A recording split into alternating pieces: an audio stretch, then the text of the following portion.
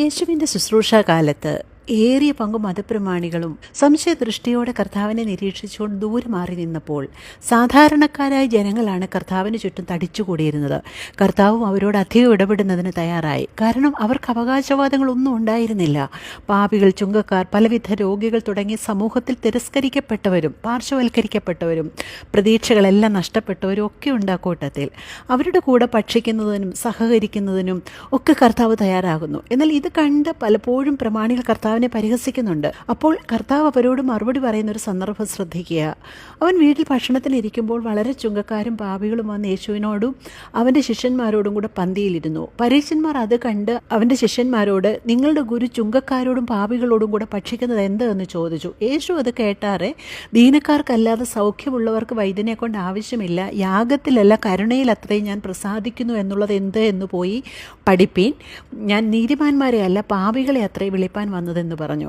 കർത്താവ് ഇവിടെ കൃത്യമായി മറുപടി പറയുന്നുണ്ട്. തങ്ങളുടെ പാരമ്പര്യത്തിൽ പുകഴുകയും നീതിമാന്മാരെന്ന് സ്വയം നടിക്കുകയും ചെയ്യുന്നവരെ കർത്താവ് പരിഗണിക്കുന്നില്ല.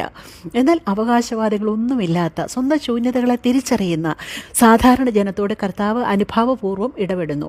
എല്ലാ മനുഷ്യരും ഒരുപോലെ പാപികളാണെന്നും നീതിമാൻ ഒരുവൻ പോലും ഇല്ല എന്നും വചനം കൃത്യമായി നമ്മോട് പറയുമ്പോൾ കർത്താവ് ഇവിടെ ഞാൻ നീതിമാന്മാരെ അല്ല പാപികളെ അത്രേ വിളിപ്പാൻ വന്നത് എന്ന് പറയുന്നു. അതിൻ്റെ അർത്ഥം കർത്താവിനെ ഈ പരിഹസിക്കുന്നവരെല്ലാം നീതിമാന്മാരാണെന്നല്ല.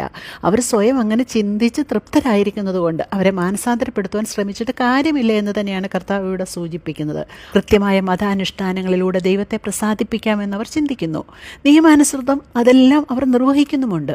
എന്നാൽ ദൈവവചനത്തിൻ്റെ യഥാർത്ഥ അന്തസ്സത്വം മനസ്സിലാക്കി ദൈവഹിതത്തിന് അനുരൂപരാകുവാൻ അവർ തയ്യാറാകുന്നില്ല.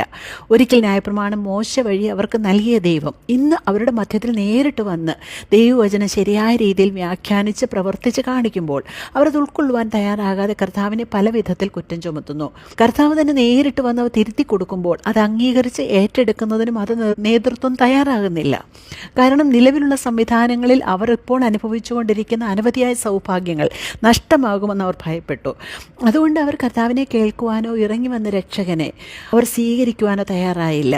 ഇങ്ങനെ രക്ഷ അവർ തങ്ങൾക്ക് നഷ്ടമാക്കി. എന്നാൽ കർത്താവിനെ തിരിച്ചറിഞ്ഞ അനേകർ അവനെ അനുഗമിക്കുവാൻ തയ്യാറായി.